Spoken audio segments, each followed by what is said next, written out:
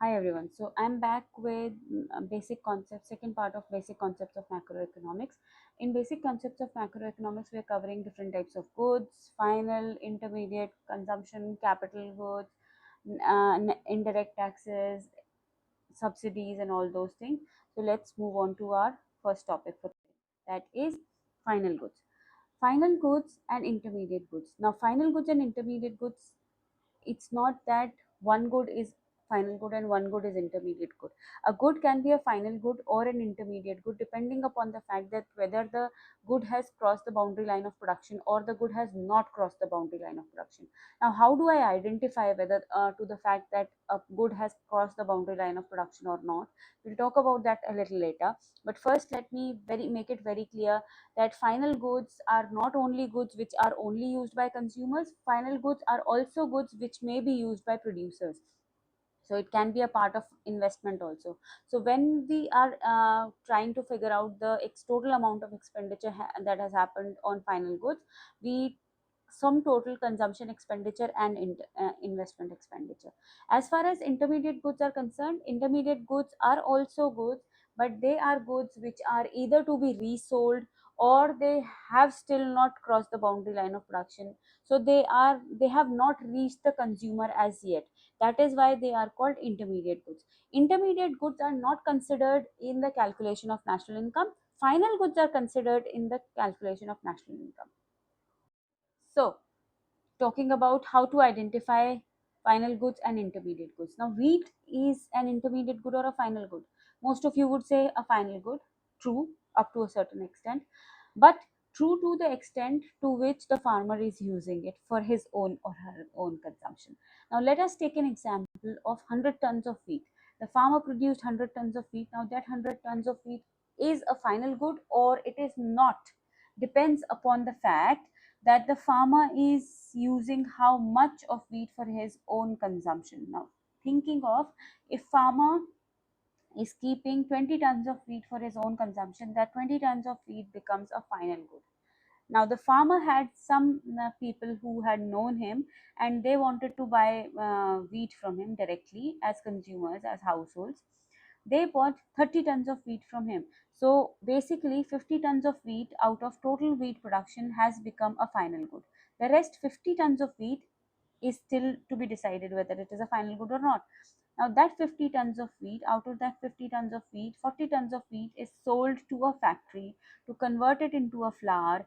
And when they convert it into a flour, they'll probably sell it to wholesaler or directly to, so it is still an intermediate good, right? So out of that 100 tons of wheat which I talk about, 50 tons of wheat is a final good, 40 tons of wheat is an intermediate good. Now, what about the 10 tons of wheat? The 10 tons of wheat, supposing the farmer gave to one of his friends, yeah, and that friend also used it for himself, that again is a final good. So, a good is a final good or an intermediate good depending upon the fact that who is using it, whether the consumer is using it or there is still some value that is being added to that particular good. If you feel that there is some value that is being still added to that particular good, that value addition can be in form of production, getting a good converted into some other thing, or that value addition can be the services provided by the wholesaler or the retailer.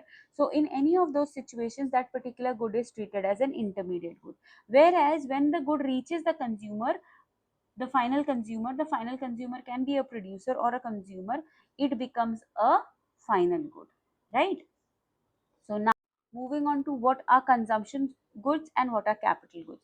Now, goods can be, as I said, can be categorized into different categories. Consumption goods are goods which are directly used by consumer. Now, these goods can be classified into four different categories: durable, semi-durable, non-durable, and services. Durable goods. Durable goods are goods in which a huge chunk of a person's income, I mean more than many months income, may be spent, and consumer usually uses these particular goods for a long period of time. For example, a car, right? Now the consumer spends quite a lot of his income on a car and he uses it for a very long period of time. The second type of goods are semi durable goods. Semi durable goods are goods in which a certain part of consumers income is spent, obviously much less than durable goods, but the consumer uses them also for a shorter duration of time as compared to durable goods. Now, you may say, some of you may say that uh, in our household, semi durable goods have been used for a long, long time. That is an exceptional case. In general, semi durable goods generally last from 2 to 5 years of they have an age of 2 to 5 years, and generally they are replaced after that. Not necessarily in 100% of cases, but in most of the cases. Third are non-durable goods. Now, non-durable goods or single-use goods, as we call them, are goods which are used by a consumer. The consumer satisfies his or her wants, and then they cannot be used again. For example, wheat, rice, fruits, vegetables, milk, all those things. And the last is services. Now, services, we know that there are different types of services which satisfy the wants of a consumer, be it from a doctor to a technician to a plumber to a gardener, all those kinds of services. Now, what are capital goods? Capital goods are goods which are used by the producer in the process of production, but the good does not lose its identity in the process of production. The good stays, right? The good does not lose its identity. What do I mean by not losing its identity? For example, it is a company, yeah, a company is producing a cloth, right? So the machine that is there is a capital good, whereas the cotton that is being used by the factory is a raw material. It is an intermediate good, because the cotton will lose its identity and will become a cloth, right? Or the cloth will lose its identity and becomes several uh, goods that the company is making, right? So there is a difference between a good, different kinds of goods that the producer uses, and capital goods. Now, talking about investments, what is investment? Investment is the total amount of capital formation that has happened in the economy.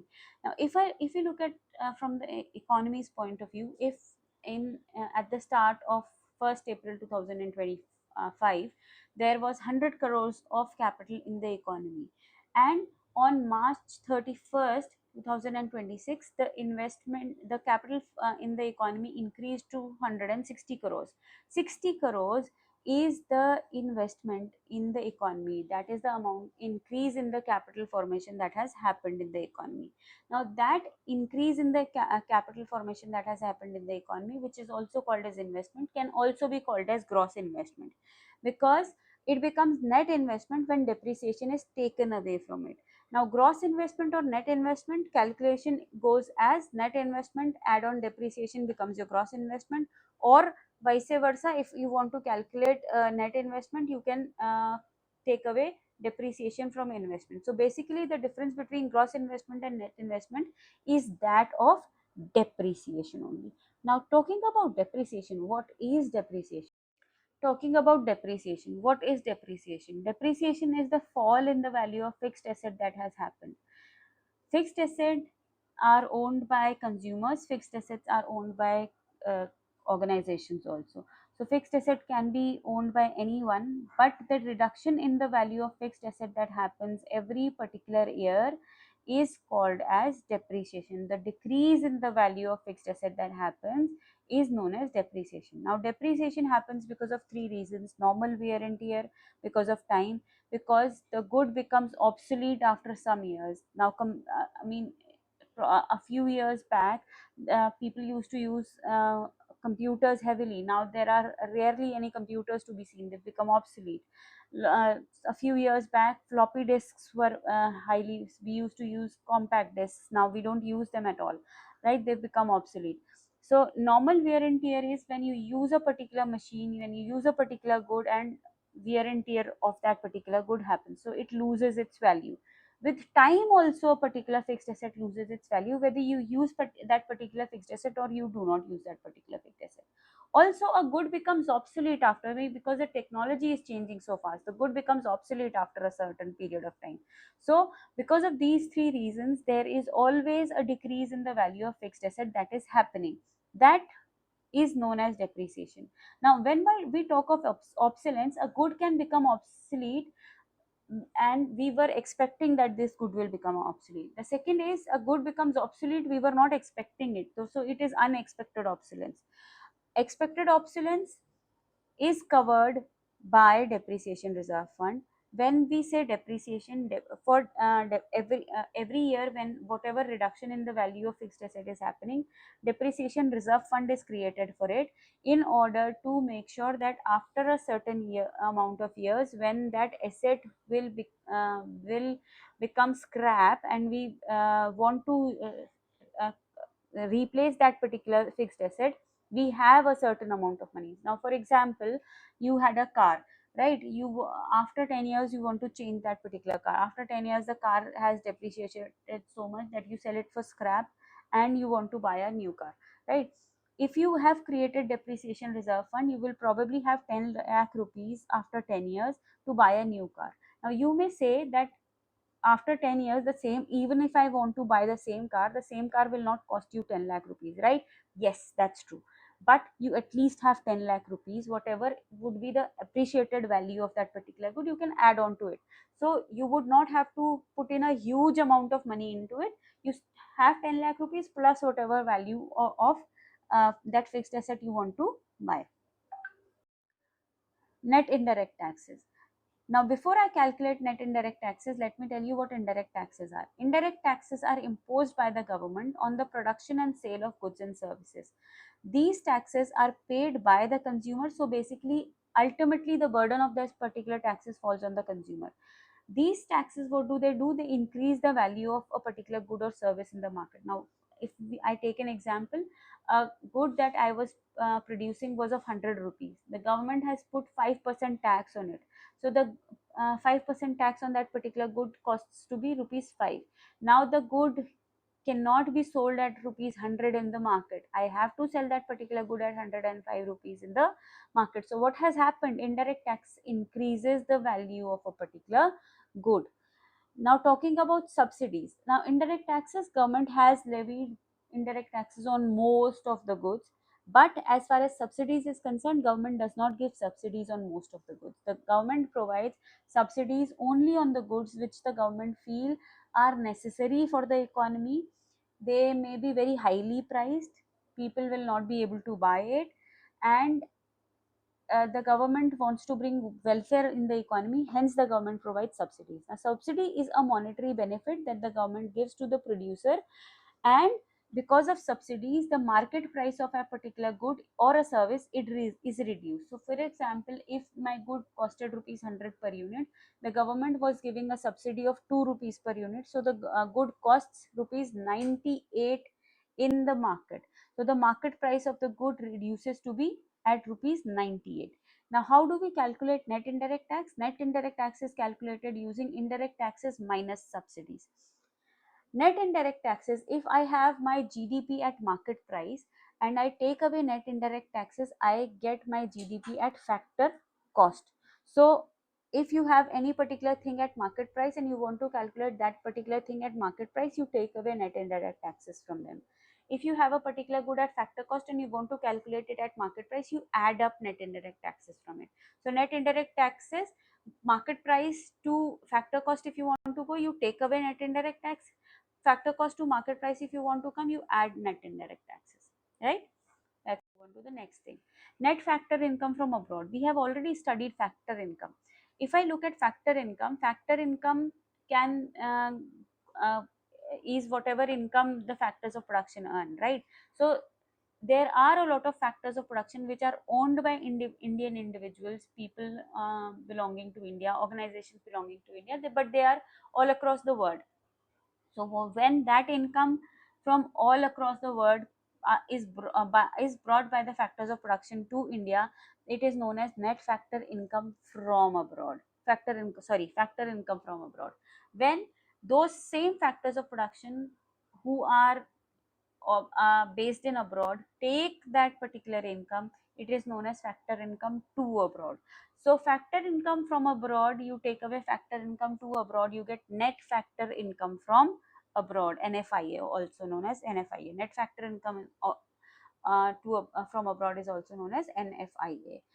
Now if you want to get national income, what you do is from domestic, in your domestic income, you add up net factor income from abroad and you get national income. If you want to calculate domestic income from national income, you take away NFIA and you get domestic income. Now let us assess what we learned. We have learned about gross investment, we have learned about subsidies. The third question is consumption of fixed capital may occur even when fixed assets are not in use. Do you agree with the statement? Distinguish between intermediate and final goods. Give example. Distinguish between factor cost and market price. You can write answers to these questions, even one of these questions. If you want to do that, put it in comment box and I'll get back to you. Please make sure to subscribe to at Bodo Economics, and I will keep coming up with many such content to help you with your board exam preparations. Thank you. Have a nice day.